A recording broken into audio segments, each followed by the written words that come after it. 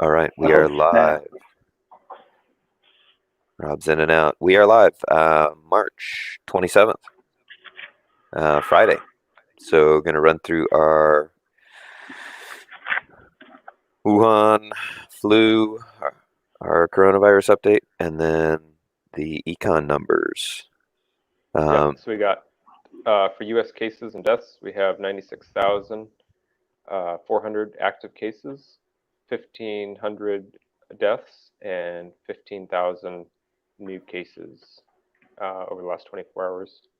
Global cases, 431,000 active, 27,000 deaths, and about 60,000 new cases. My little economic tracker numbers, says America's at 102,000 now. that's total cases, I think. Or it could have changed in the last. I set these numbers about 2 hours ago. they're The moving Dow, fast. yeah, they are exponentially, I might say. The Dow closed down 4%. S&P was down 3.4%. NASDAQ was down 3.8%.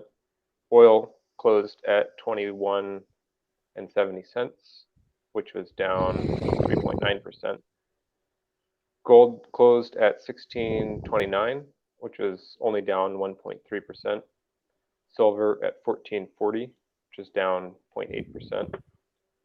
Gold to silver ratio is at 113, and Bitcoin closed at 6,667, which was down 1.1%. Can I throw some comments out there?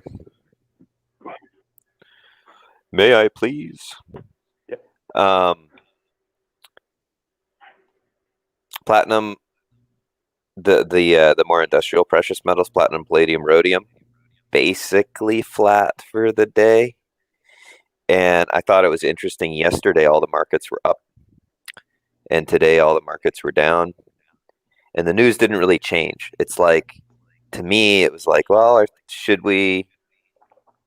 Things aren't getting better. Things are just progressing. What do we do? Do we trade in? Do we trade out? What do we do? Um, so the same thing that you see on the Dow, like the platinum, palladium, rhodium metals are kind of doing the same thing that the Dow is doing. They're kind of tracking that, which is interesting to me. Interesting. And crypto, the market cap of the crypto space is up to 183 billion. It bottomed out at 130 billion. So it's up 40% from its bottom. And the Dow is not up 40% from its bottom. The Dow is up maybe 10% from its bottom. So the rebound crypto fell harder, but the rebound's been better. And crypto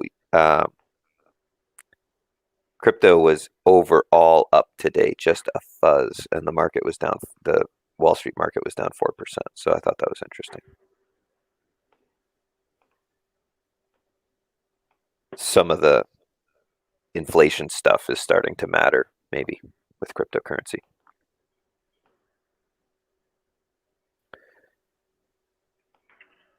Interesting, because most of the metals were up, but palladium. What do you guys think? What's the reason behind the market tanking the way it did when everyone was so giddy about the $6 trillion relief package being signed today and hitting the streets? I think the caseload going up. I think the caseload going up the caseload's going up fast. Yeah. And the number of people dying is going up fast too. And so I bet if the caseload had been flat, the curve had been flattened, the market probably would have gone up from that 6 trillion. Also, more psychologically, the likelihood of investors knowing somebody who is sick is going up very fast. and that's when it starts to hit home. Is when people get ill. That's when it becomes real.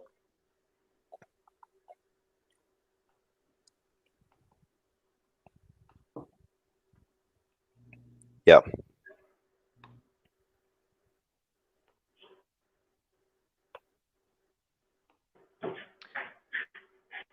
We had two breaking news topics, and then we have our discussion topics.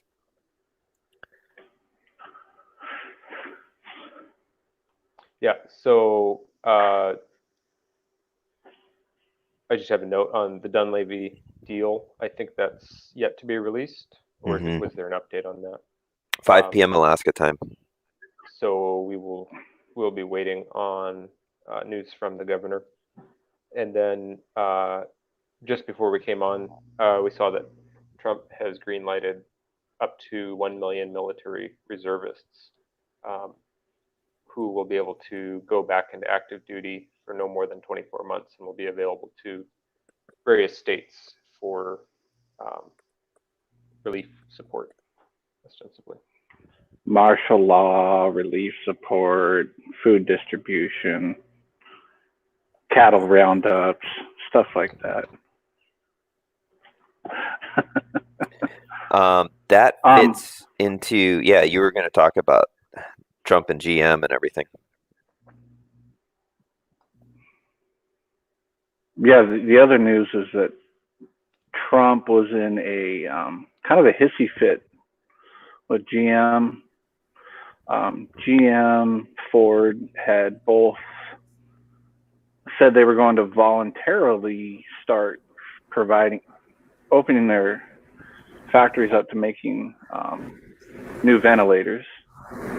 And apparently Trump was pissed off on the amount that they were going to charge. And so GM backed out and said, forget it. So he invoked the Stafford Act today and is forcing GM to make ventilators, which is interesting because just 2 weeks ago, when asked why he had signed the Stafford Act but hadn't put it into implementation, he said, well, that's, we've been talking a lot about socialism and, we're not a socialist country. Do we want to go to be a socialist country? Rah, rah, rah. And yet when you piss him off, he's more than happy to put that hammer down and be a socialist. So whether that's going to be, they're looking at, he's demanding they have some on the market within a couple of weeks. They're saying they could possibly have 6,000 of them made by the end of April. So it's not as simple as we make cars, we can make ventilators. Of course not. Of course it's not that easy. Yeah, you can, but it's hard to tool up. Right, tooling up. And also, I don't think we mentioned, he's saying that he is going, Donald Trump again, saying that he's going to make a decision next Monday on new social distancing rules. And we had discussed off air, he is wanting to basically have America be back to normal Easter Day. And if he does a nationwide quarantine on Monday, he could do the 14-day quarantine and have his back to normal day be the next day, which would be Easter. So it's a possibility that he's purposefully doing that, along with calling up 1 million soldiers at the same time. Oh, at the same time. Yeah. In theory. Yeah, in Canada they have an interesting, you were talking about the Trump going socialist. They had a similar kind of ironic conundrum here. They're proposing a 75% wage subsidy for small and medium businesses here. And Trudeau and the Conservatives Um, the conservatives came out and gave him a hard time on this, which is funny. Conservative finance critic Pierre Poilievre said Tuesday's announcement amounts to another policy flip-flop.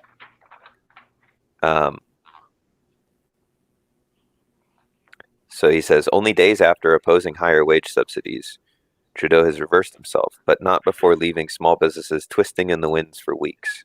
Conservatives will study the proposals and support anything that saves entrepreneurs. So the conservatives are saying, of course, a 75% wage subsidy is a good idea. We support small businesses. We're conservatives. And it's like Trump saying, he's not socialist, but he's going to force companies to make certain things. As if he can will them into existence or something like that. Interesting time. For sure. Okay, we got our sure. economics points on our discussion topics. Corey, you had this dollar milkshake theory, inflation versus Yeah. deflation. So I'm not sure how much I want to go into this because I was reading about it this morning and yesterday, but there's a lot of it pulls in a lot of global stuff that I don't really understand. But the basic idea is, so we hear a lot from gold bugs and kind of the markets falling people that all this stimulus that's going in is going to cause hyperinflation. But the issue with that is it's only looking at the supply side of the currency. And the point of the dollar milkshake theory is that the demand is rapidly outstripping the supply and will lead to a very strong dollar as global capital is looking for a safe haven. And it's like, in terms of things you can hold with your money and relative to how safe they are, US dollars is prioritized over gold or any physical money. So before there is any hyperinflation, what's happening now is that central banks all over the world are injecting money into their economies. And so everybody's got a syringe and they're injecting money into their economy, but that goes into the global economy and then flows to the US, and all that capital then gets absorbed by the US market and the US dollar.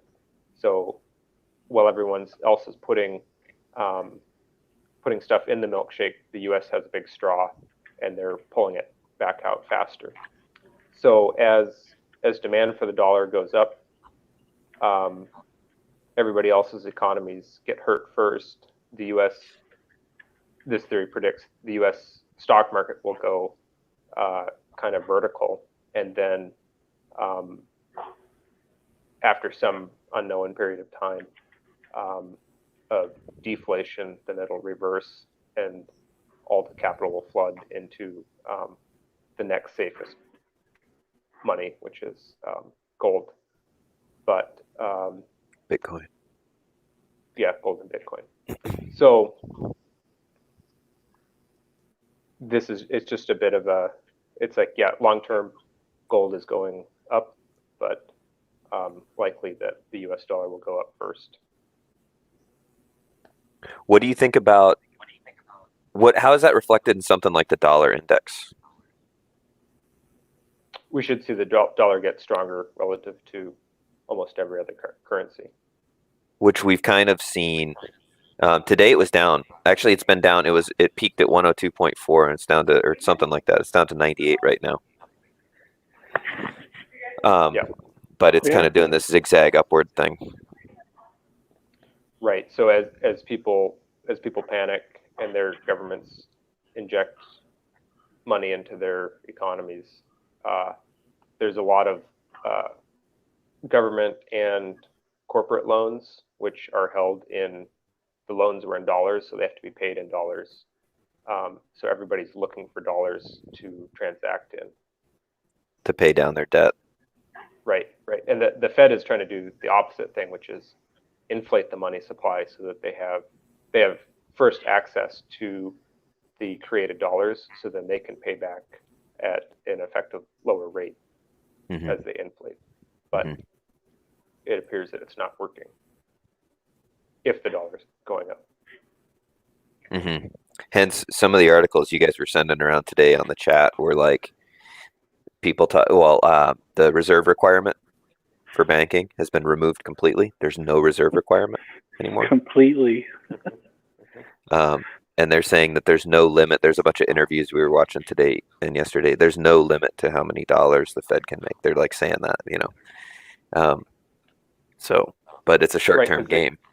Because they have to keep servicing the national debt. So if the dollar gets stronger, that's really bad news, because now they have to pay a lot more. So, and the more the dollar deflates, the worse that situation gets. So there's a situation where if the deflation gets too high, it just blows up immediately, because they run out of money to service the debt. What causes the transition from deflation to inflation? Yeah, I guess this is where if Mike was on, we could talk about confidence. And at some point, the confidence there'll be some event or I don't know, but at the end of the day, the confidence will shift. Right now, the confidence could go to U.S. dollar if we see it go up. It could be that this was all based on a talk from this guy Brent Johnson of Santiago Capital, and the talk I watched was from January 2019, and he was predicting that a lot of this would happen in like 2022, 2021, 2022. And so coronavirus is definitely accelerating this, and it could be that it compresses that whole time span down. We could see it flip-flop really quick. Instead of over years, it could be over a couple months. So how would what does all that mean, and how would our audience or ourselves play that? Basically it would be to sit in dollars for the time being and wait for the next big downturn. Yep. Unknowing what that trigger will be for the next downturn, but if there's anything to this theory, it's that the market's going to go back up in the short term, followed by gold rising when the dollar starts to collapse due to deflation and then inflation. What happens to the price of like the Wall Street markets? At that point, money will flood into gold, so everyone will cash out their market positions to buy gold. But right now, we could see the U.S. market doing well as foreign investors try to get into something safe. Dollar-denominated assets, which is weird because the U.S. economy is at a standstill right now. Right, but we're kind of these assets aren't being looked at in terms of how they will perform in a regular economy, but it's people are looking for lifeboats to put their money in. Sure. Okay. So it's whatever's going to lose the least, and gold is the last thing that people buy. Right. As we know.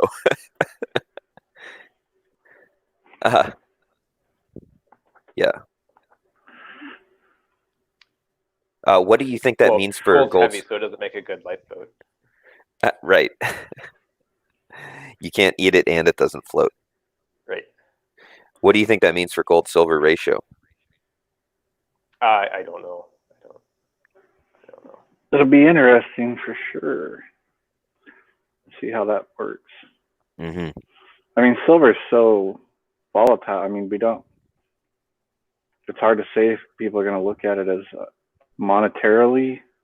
With the production usage going down, industrial usage obviously way down. So I would think that I think it's going to go up because people that have the inkling to want to own gold. They see silver as the little brother, Hmm. so they'll move into that because they can afford it. It's like the altcoins. Yeah. it's a smaller denomination of gold. Hmm. I don't got $2,000 to buy an ounce of gold, but I've got 1,500. I can get a whole bunch of ounces of silver. It feels better, more in my hands. I think it definitely could. I mean, because it is still a money. Historically, it's still looked at as money. So Also, if we see a disruption in bank services at any point, silver will become, and people actually start transacting in physical metals, silver will go way up because there'll be a lot of demand. Because people won't want to, gold will be like too valuable. You're not using $100 bills at the grocery store or $1,000 bills at the grocery store. You want to use something smaller. yeah. Well, that's why we've always heard that having smaller denominations of gold, like tenths, are Mm-hmm. pretty valuable thing to do. Hmm. Gold tenths. Or single gram or tenth of a gram, like the carrot bars guys. Oh yeah. Hmm. Or crypto. Crypto makes it really easy to transact that way. The crypto gold. Cool. Thanks for taking us through that. So, I mean, I think I think Bob Wenzel's talked about a similar thing on his site for how you get from where we are to inflation, because he calls the Austrian lights. He talks about just say money injection question mark hyperinflation, and he says no, there's a bunch of steps in between, Mm-hmm. and that's he kind of describes that. That's great. Going through that in detail. Our next You point guys is think yep. this will open up? You think it'll open up more markets for cryptocurrency being more received for retail stuff? I don't know. Adam was talking about Bitcoin Cash. Um, which is cool. So we'll see. We'll see. It's certainly an opportunity for the crypto guys to capitalize on if it's Yeah, not made because if especially it's not made illegal. right. Yeah, especially if we see any kind of bank run or disruption of bank services, something like crypto really has, um, it's the next thing. So right now, I was talking with Adam about this a week or so ago, and he was talking about how crypto does all this stuff, and I said, yeah, but banks already do that, and so it's like crypto is maybe a 2x. It does everything banks do and some other stuff, but you don't need the banks. So maybe it's twice as good, but it's not a 10x. But if banks get hurt and service gets disrupted, then crypto really has a strong footing to take over It's because weird because it already does everything that banks do, and it does it incrementally better. right, it's funny because that scenario requires like a radical breakdown of the banking system, but that's actually possible right now. Mm-hmm, mm-hmm. Well, it's like I was telling you guys, I think it was yesterday, I got that email. Basically, the banks are saying, which is a good way to prevent a run. You can't, all the lobbies are closed at banks. You have to call and make an appointment and give them a reason why you're going to come to the bank and all this and that. And I'm sure if it's, well, I want to close my account and get all my cash out, it'd probably just be a dial tone after that. Yeah. No, Yeah. can't come in. Yeah. Mhm. Or We don't have any Yeah, services for that. I saw I got a couple emails from Wells Fargo, and they keep upping my mobile deposit limit. It's like it's the wrong direction. Like I'm not putting more money in the bank right now. Well, help ya. Yeah. What do you guys think? I know we're trying to move on, but what do you think with inflation? Normally they're able to raise interest rates, or they try to raise interest rates to keep a lid on it or whatever. They like it at 2% or whatever. But if we start seeing some massive inflation, raising interest rates are going to be a lot harder. I mean, they just added $6 trillion to the debt today, and however much the Fed's going to print and give the American government. So how much more limiting is that for the Fed to raise interest rates in relation to the U.S. debt? Servicing the interest could get pretty cool. Can rates ever come up above 0 again? No, Ken, I don't see how. I don't think so either.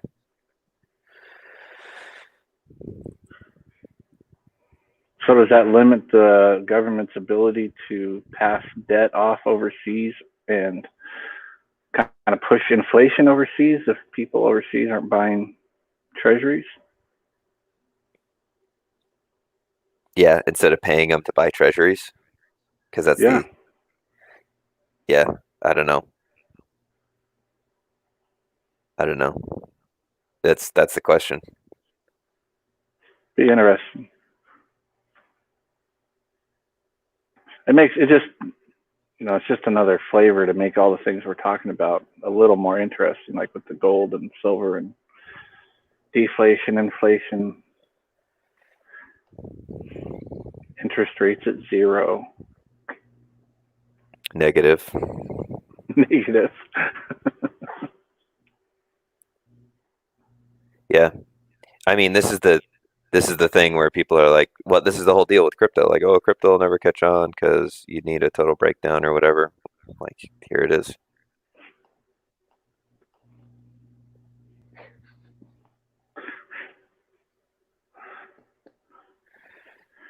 Maybe they better bring the troops home before they can't afford to. Yeah. That's an interesting thought. You could remember sell when the their Soviet arms to pay for their tickets home. Yeah, that'd be funny. Oh, I might be willing to help them raise some cash there.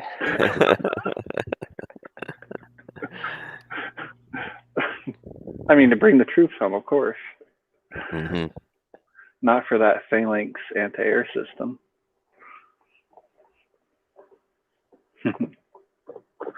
Huh. Because when the Soviet Union collapsed, basically they couldn't pay the soldiers anymore, so they just went home.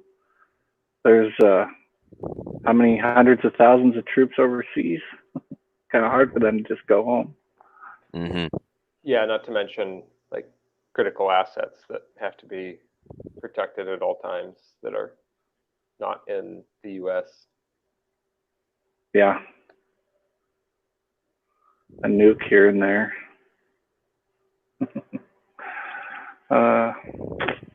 Yeah. I remember years ago I read Machiavelli, and one of the things that he said is that not having your own army and relying on mercenaries never works out in the long run, because kind of like inflation, you have to keep doing it. You have to capture more land to pay for the troops, and as soon as you run out of money, it collapses because they turn on you, and it's the last.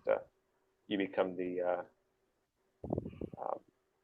last place where they go get their money to keep operating.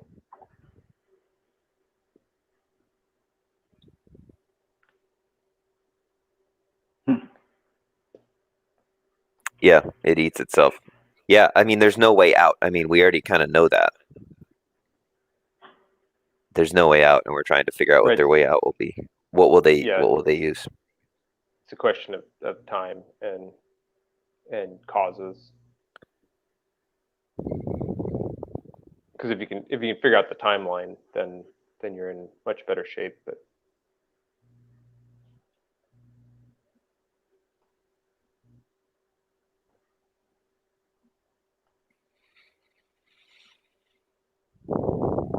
Yeah. Oh, Rob had a question here because he lost connection or whatever. He was going to ask about the current legality of using gold instead of U.S. currency. I don't believe gold is currency anymore, right? Mm-hmm. Unless you use, I mean, that's one of the things where you can't use a gold eagle because they say that's money. It's dollar denominated. Right. Same with using, well, there were people who used junk silver and said, oh, I paid him $1, and they paid him a silver dollar, and they got in trouble. Mm. But I mean, that's one of the areas where the whole crypto thing works. Like, it's hard to track. It's hard to And track. yeah, and person to person, if you go to the grocery store and the owner, or any store and whoever's working there says, I'll take that yellow stuff or that silver stuff instead of the green stuff, nothing's going to stop that. Yeah, other than squaring the books at the end of the month, Yeah, you'd have to declare high losses. Right. That's where it's so, I mean, it's so difficult for stuff like fixing somebody's house or whatever. There's a bunch of labor exchange that can be done this way, with crypto or gold or silver. But the system, I mean, any place you interface with the system, it gets really tricky. It gets really tricky. It's where you have to have the breakdown and the ability to enforce the laws in order for the alternative solutions to come out, other than the black market. Black market groceries. Right. I mean, people who are farming, people who are growing their own stuff. This might be a big year for that.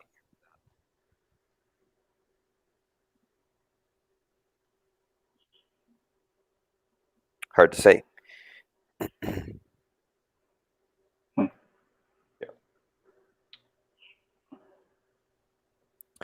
Yeah.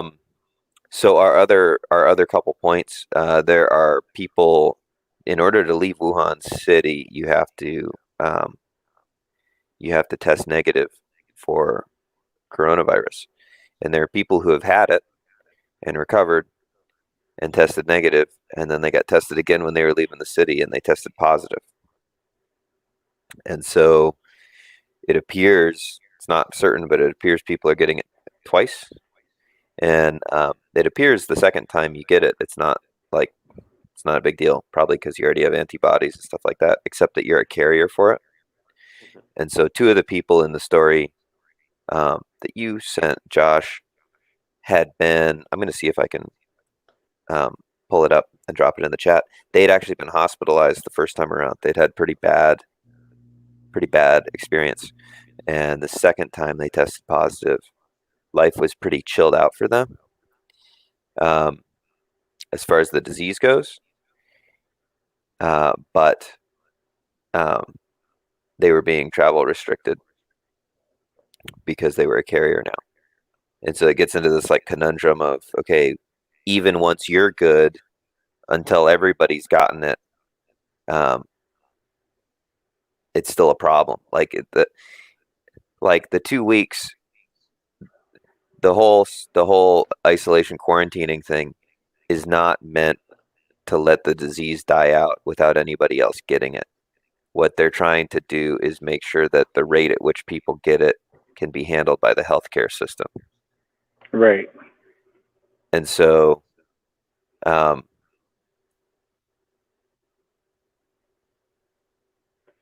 in in China, they're still trying to slow that down. I think no one's trying to prevent it anymore. They're just trying to slow that down. But it gets into that question of like, when is this over? What does safe mean? What does safe mean? There you go. Here's the link. It's going in the live chat right now. Because they've got another billion people that haven't got it. they've got another billion, and the world's got like, I don't know, maybe a billion people have already had it worldwide at this point. Who knows? Um, but there's a lot of people who haven't yet. So, Yeah, and today there was some reports of people trying to leave Hebei province, and were running into police forces from the neighboring province, and the article, well, it was some type of civil unrest where several police cars were tipped over, and there was people attacking police in riot gear, and this is in mainland China, which is very uh, like this never happens there. Happens in Hong Kong, but it's a different place and a different history, and so that's kind of a developing story. It's just cell phone footage coming out from that on Twitter, but pretty interesting. It's something like people they've been stuck in quarantine for the last 6 weeks, and they get out and they're not happy about how things are going. And when they're denied entry, even though maybe they tested negative and they're trying to get back to work, they're not having a good time with the police there. hmm hmm yeah. Well, and that could be a thing that's all underneath the surface normally, Mm-hmm. and this is bringing it out. Yeah. I posted the link in the live chat, so if you're listening or if you're on YouTube, check the live chat. Both those articles are in there now. Yeah, I don't know. There's a lot of stuff right beneath the surface that's coming out everywhere.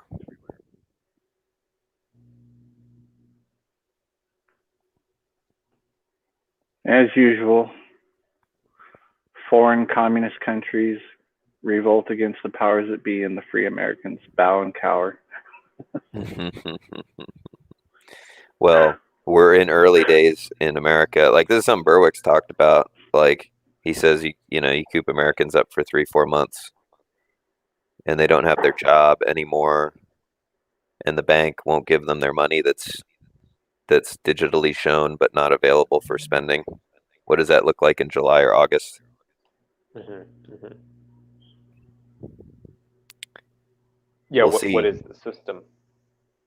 Can you have the figureheads of the system if the underlying economics are broken? It broken in a really tangible way where people can't buy the stuff that they need. Depends how you define the system. Yeah, right. We got a YouTube. Oh yeah, We it got a would be YouTube. burn it down. Yeah, and that Right. may. Another answer for that is if the system can exert power, then the system is still alive. Oh, for your definition. Yeah, yeah. I just watched HBO's series on Chernobyl, which is really good and scary. I recommend it. But there was one line from Gorbachev in where he says our power comes from the perception of our power, and it's like he got how it. All the party leaders know how it works, and anything that challenges the perception of power is just as much of a threat as any military action or something from a foreign enemy. That is Etienne de la Boete's thesis as well.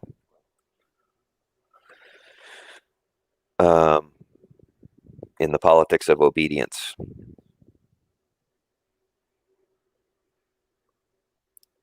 He talks about it from the other side. There it is. Link in the live chat. That's cool. That's a good way to define if the system is working. I like that.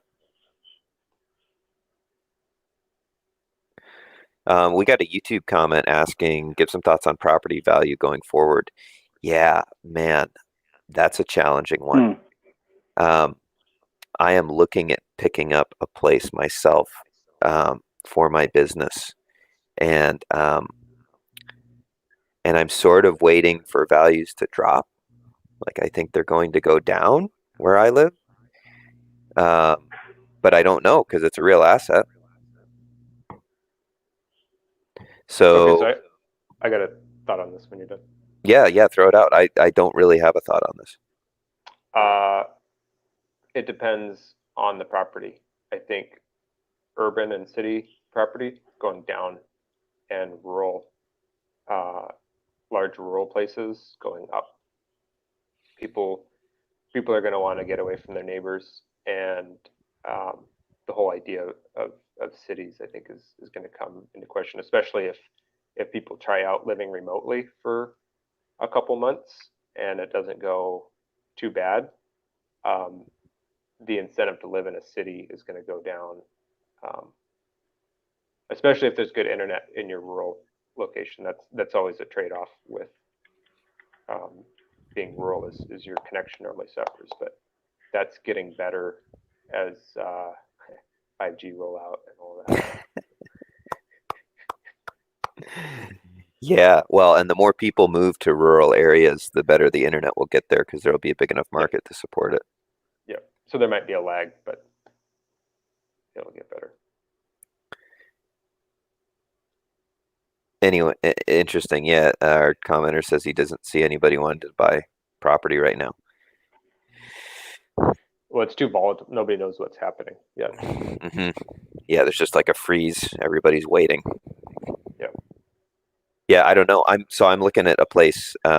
There's two places actually that I'm looking at. Hopefully next week, maybe. And we'll see. Generally, stuff here has been closing for 50 to 120 over list.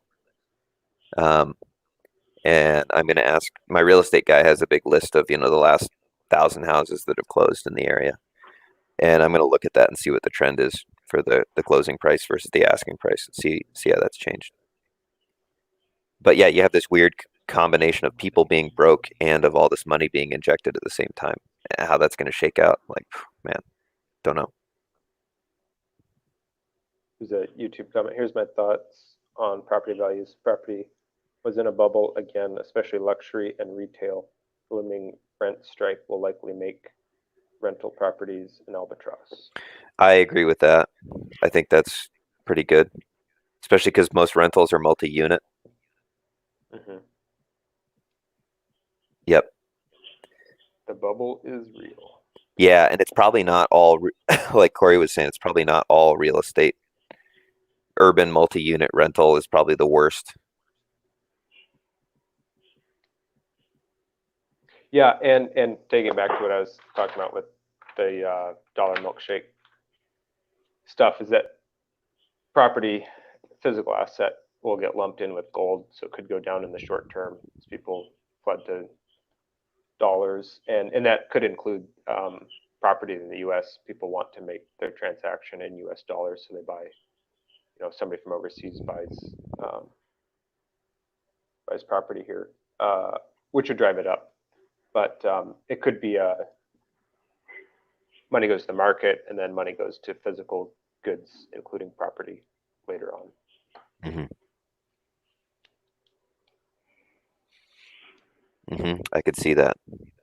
We will keep that in mind for these economics discussion points. Because I'm keen on that myself, um, on the property side of things. Yeah, we'll continue to discuss that. Would you? Um, What are the indices for property sales, and are there? I don't know. How do you evaluate the health of the state of the property market?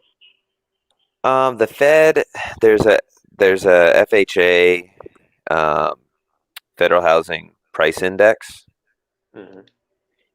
but like those are so, it's a Yeah, Federal who Reserve knows? thing. They're so concocted, it's crazy. There are some housing indexes that trade on the markets too. One is the PHLX housing index, and these are usually they're kind of like They're a fund that's a conglomeration of basically it's private debt that you own, and it's rental, commercial. There's some makeup of the package, um, but those are all pretty abstract. I mean, for me, I can just look in my area. I'm going to look at the closing price of houses. I mean, I've been in the housing market here for 2, 3 years now, so I'm just going to look and see how it's changed. But I think there'll be a lot, a lot of local factors worth looking at. Yeah, I mean, there's all sorts of weird knock-on effects from that too, right? Like if housing municipalities are suspending property tax payments right now because of coronavirus. If property values decline as well, then the the net value of their property tax pool is going to shrink during the time that they're suspending the payments. And so they're going to lose out on this year's property tax by deferring. They're going to create a temporary budget shortfall, and then they're going to have a long-term larger budget shortfall if the price of housing drops between now and when the taxes are finally paid or when they're finally due. And then that has a net effect primarily on schools, right? Almost all your property tax goes to pay for schools. It's like 70 or 80%. I think in Fairbanks it's like 92%, right? It's something just stupid. Yeah. Like roads, police, and fire was like 6% of the budget in Fairbanks or something like that. Anyway, I don't remember that, so don't quote me on it. But which is why you need good suspension if you live here. yeah, exactly. So the school district system is just like totally hosed. In Canada here, when this whole thing kicked off in Ontario, there's like a province-wide teacher strike, which is super hilarious.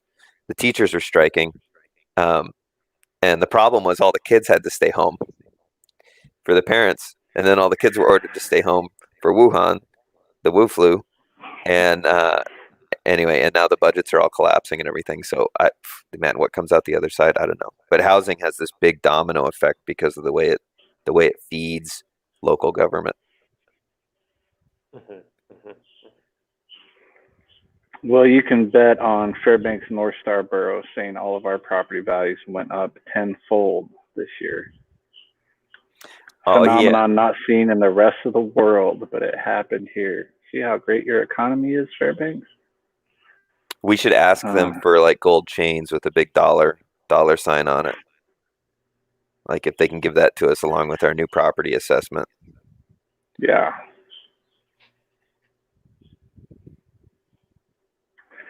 Well, we had talked about with land, with properties, that the housing numbers were equal to the 2008 numbers just a couple weeks ago, before all the decline started here. The defaults or the prices?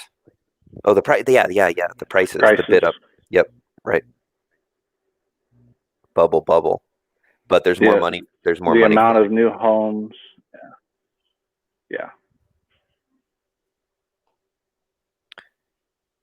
Yeah. Interesting with this injection, the $6 trillion. I was looking at that. I was reading something.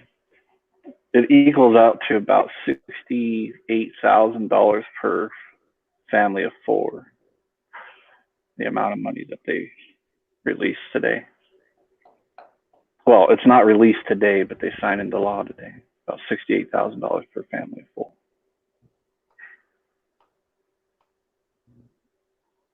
So that's about that'd be a year's pay for a one-income household, or 2 years pay for two minimum wage workers,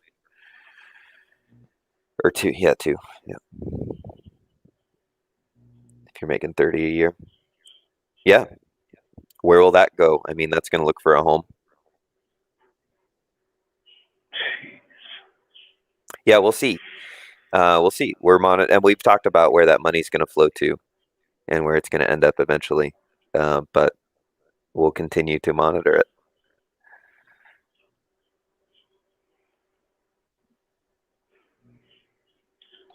Yeah, it could go somewhere we're not even thinking of yet. Yeah, it most likely will. It's all going into Bitcoin. Cool. Well, we are through our list. Do you guys have anything else? Did you see that thing that Wenzel had in Economic Policy Journal today? He's kind of about cryptocurrencies, but he made some off comment about cryptocurrencies, bitcoins being the only thing you can trade in here when everyone's locked in their house, and they shut the market down. The only thing you'll be able to do is trade cryptocurrencies. Wenzel. I'll see if I can find it. There's something along. It was just kind of funny to come from him.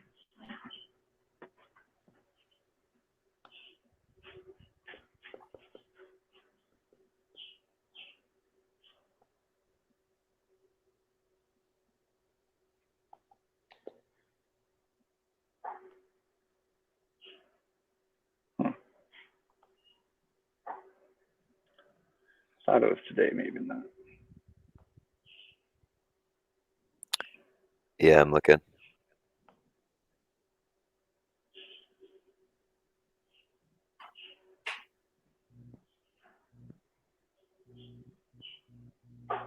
Whoa, the unemployment spike's pretty awesome.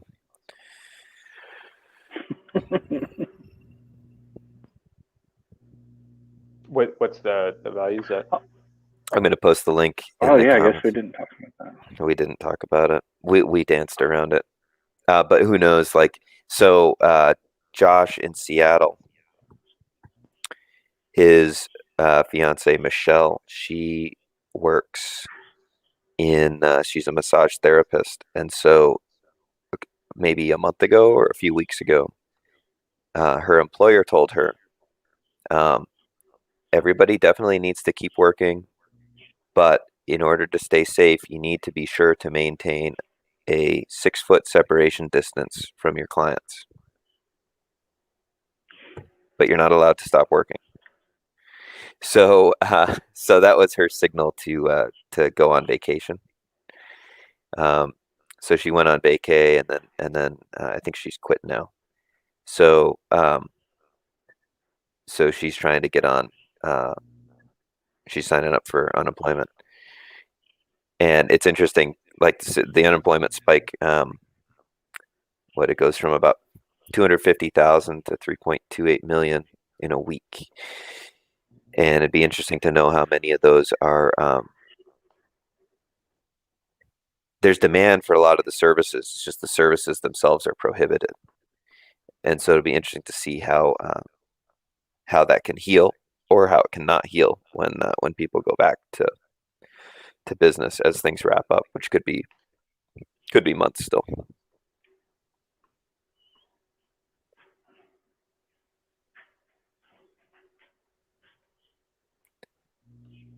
Highest level of seasonally adjusted initial unemployment claims in the history of the seasonally adjusted series. Just the beginning.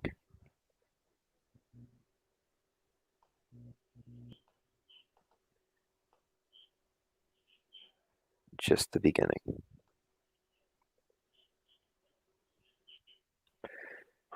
You guys have any other wrap-up comments or points? Nope. I was gonna say if it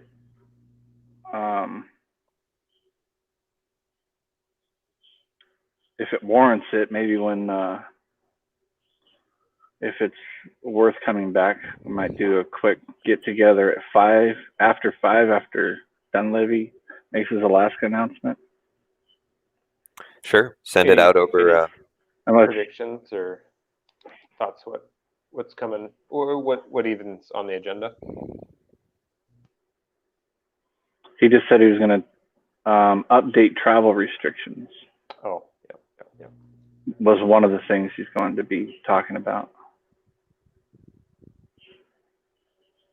I mean, this whole thing where a couple of the nurses got sick at Fairbanks Memorials kind of freaked out the whole state, seems like. We had the first-hand accounts from a friend of ours whose daughter works there, and she said it's insane. People coming in demanding to be treated, demanding to be tested, stealing their surgical masks, people walking in stealing their suits and all that. They've limited the entrances to the hospital to just 2, I think, and they've posted guards at the entrances. So it's crazy. Yep. So Eskimo Warrior says something about the first confirmed death today. Was that an actual in Alaska, or was that the guy that died in Washington? I just posted. Resident was ill and died outside of the state. Washington State. Oh, that's March 24th. He might have a newer story.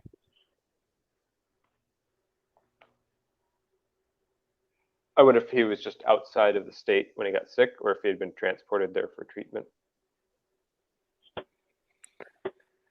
think he was already outside and got sick there.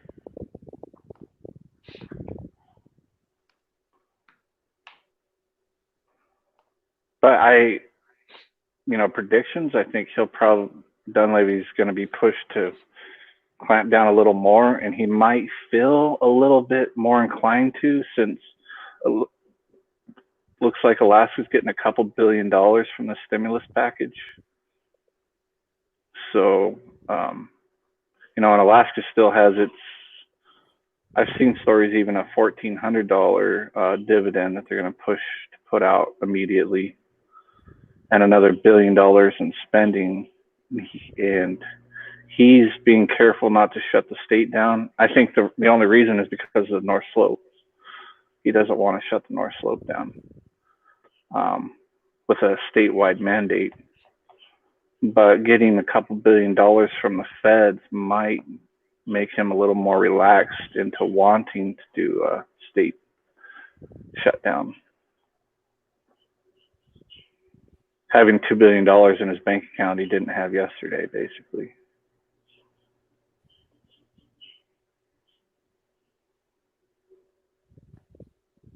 Mm-hmm.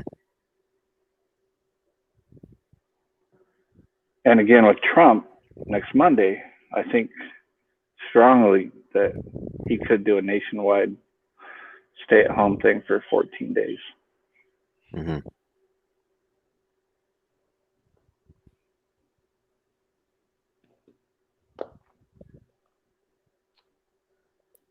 Yeah. Well, we will see. Yeah, in the chat there's a little more information on that. Send out a message when Dunleavy does his thing, and we can either talk about it tonight or the show tomorrow morning, which is scheduled, and the stream is on our channel already. It's scheduled for tomorrow, normal time. Yeah, and will we be able to take phone calls tomorrow, Dave? Yeah, one way or another. Show. Yep, Corey's got a setup right now. I'm going to work on a setup tonight. And one way or another, we should be able to do calls in a more limited way than at the station, but nonetheless. Yep. Yeah. The big show. It's funny on the news, they keep calling this the $2 trillion stimulus bill, but it's 6. It's like the national debt, right? They always exclude Medicare and unfunded liabilities. Yeah. Right. The 200 trillion debt. Exactly. Yeah. I guess I'm good. Cool. Yeah, I'm good too. We will either talk later tonight or tomorrow at the normal time. Cool. Sounds good. See you guys then. Right on. Thanks, guys. Thanks for watching, folks.